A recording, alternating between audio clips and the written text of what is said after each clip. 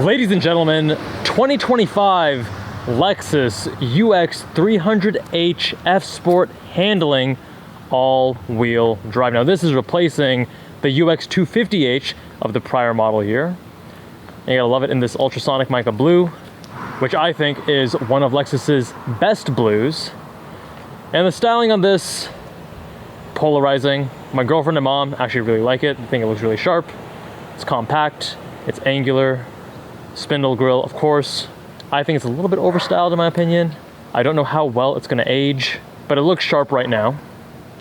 One thing I want you to keep in mind, this is a very compact vehicle.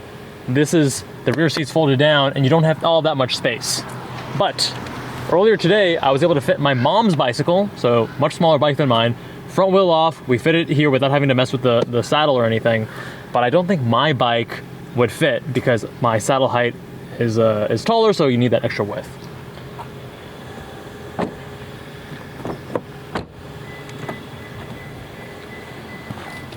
Getting into the driver's seat, this is a nice place to be. I mean, it's a Lexus. It is an entry-level Lexus, but you still have these really nice materials. Super soft here for your thighs, not getting bruised up. All the touch points, really excellent. Memory seats, of course. Full digital dash. Got the larger upgraded infotainment in this trim. We have physical HVAC, thank you. Although they do have this not quite piano black, but like almost metallic flake plastic buttons, which you see in other Toyota and Lexus models. We have heated and cooled seats, very nice touch. And I also love how you have these two Shrek ears, which I first saw in the Lexus LC500. You can turn traction control off like that. And we'll start in normal mode. We're gonna go to Sport Plus and Custom later on.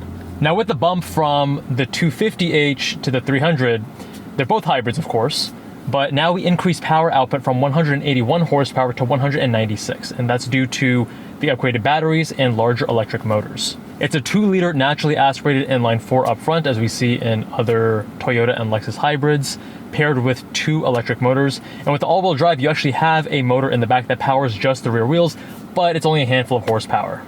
And even with the additional power, 0 to 60 still takes just a hair under 8 seconds, 7.9, but I believe that's almost a second faster than the 250h. In this top sport handling trim, we get a few extra goodies, including these upgraded front seats, a sportier exterior appearance, and what I am most interested in, the adaptive dampers, which we're gonna test out shortly, and then of course, the larger infotainment, as I previously mentioned. Now these seats are comfortable. I enjoy these seats. I'm able to get into a good seating position, good ergonomics here, nice materials on the steering wheel.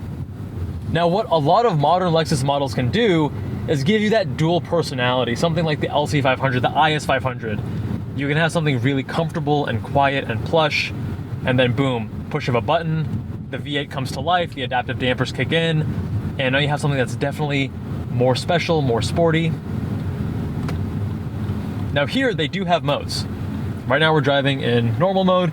It is comfortable, it's quiet, it's refined, and driving my non-car enthusiast mother and girlfriend, they both enjoyed it. They said, yeah, this is like, it is a little bit tight in the back when, you know, someone's sitting back there, it's not the most comfortable. But it's quiet, it's comfortable, it's easy, it's a Lexus. Need I say more? And the reason I was particularly interested in trying this vehicle out is because my girlfriend is now looking for a new vehicle.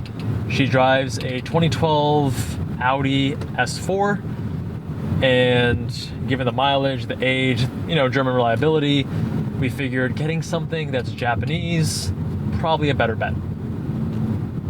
So looking at small CUVs like this,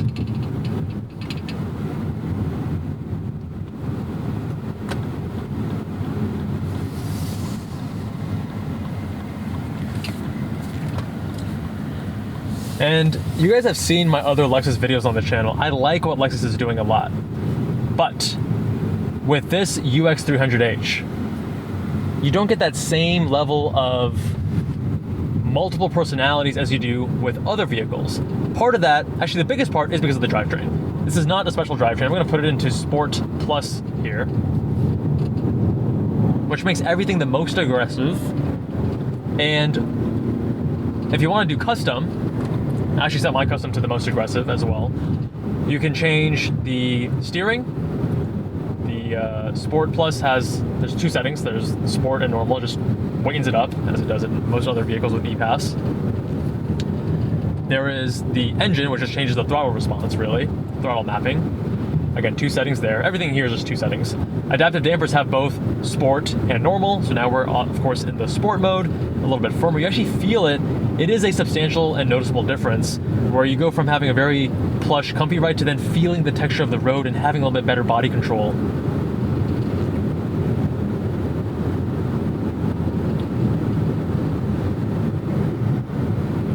But the thing is, the engine never really wakes up. That's not what this car's about. I'm flooring it right now, and you get that CVT drone a little bit, not a lot of oomph, but the person who's driving this doesn't care about acceleration. They want the refinement. That's what you're paying for here. MSRP on this is right around 46K, which is a healthy chunk of change, but this is also the top trim of the UX300H. If you don't want the F-Sport handling, all-wheel drive, it will be substantially cheaper, starting in the mid-30s, but then you lose out on some of those goodies. Now, the biggest deal breaker for my girlfriend, which I actually think is valid. I think this is it's a little bit funny, but it is valid. There was no 360 cam, even on this top trim. When you're going to park, you have your reverse cam, you have your parking sensors, very helpful, very useful, but my girlfriend definitely takes advantage of the 360 cam and adds a lot of value. And at this price point, I do think it is very reasonable to expect having a 360 cam. The other things that you would expect at this price point are mostly here, right? You got the heated and cooled seats, the heated steering wheel, the excellent refinement and materials. But the second thing is more of a taste issue, which is that a lot of Lexus and Toyota interiors, I think they're very friendly if you like larger buttons, especially if you're older. Like my mom loves this stuff because really big icons, big screen, close by, easy to see, big icons for the HVAC, all these big buttons, right?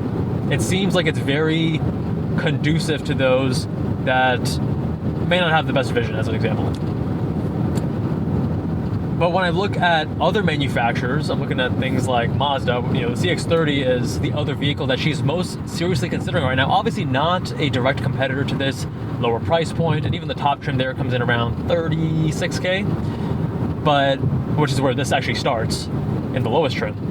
But obviously the refinement here is way better. The ride quality here is much better. I think Mazda has done a great job with their tuning, but obviously different price point vehicle. This more competes with a BMW X1 in terms of size, price point, etc. But she likes the Mazda interior more, even though it's the materials and the quality and the fit and finish isn't quite there. The design is a little bit more modern, it's a little bit more stylish. The icons, the styling, the design, no piano black here with thick bezels around the screen. I don't think many people are going to mind this interior design. Actually, I think it's very utilitarian, it's very functional. Again, the material quality is what most people think about. But if you do care about the design, then this may feel a little bit more in the direction of other Toyota vehicles and not as special as other vehicles higher up in the lineup that Lexus has.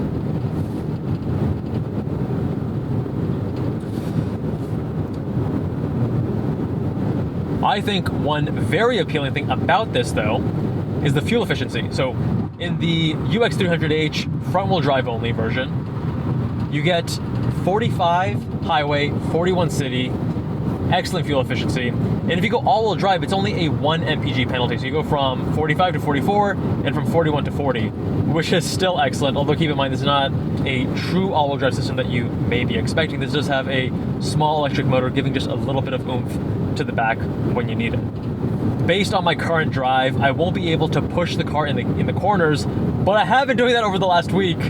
And with traction off in sport mode, you're still, it's not, this vehicle is not trying to be sporty, it's not trying to be quick, it's not trying to be dynamic, right?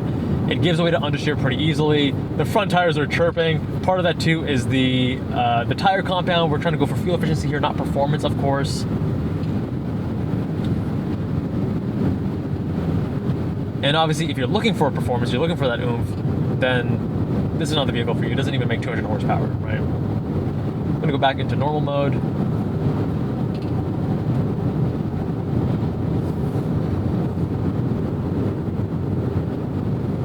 And instantly, the ride softer, a little bit less noisy, getting less feel and texture through the chassis. That I very much appreciate. But you only get the adaptive dampers in the top trim. So who's this for? I think if you prioritize fuel efficiency, Lexus is really, Lexus and Toyota obviously, leading the charge here with their hybrid technology. It is so seamless both on accelerating and on braking.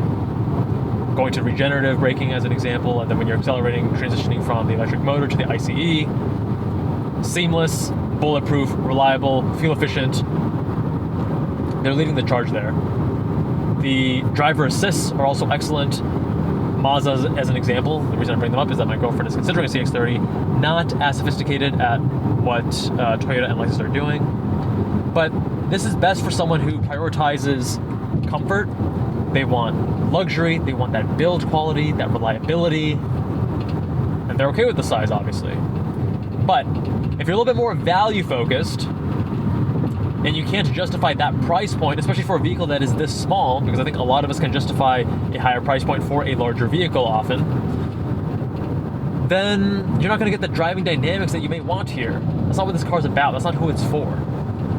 It's for comfort and commuting and fuel efficiency and being sensible. It's like the if the Prius has the Crown as its bigger brother, this is like the cousin. It's more luxurious and polished, although smaller as well.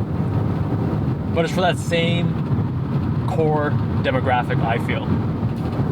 But my friends, let me know what you think of the 2025 Lexus UX300h. Big thanks to Lexus for loaning me this vehicle for the last week.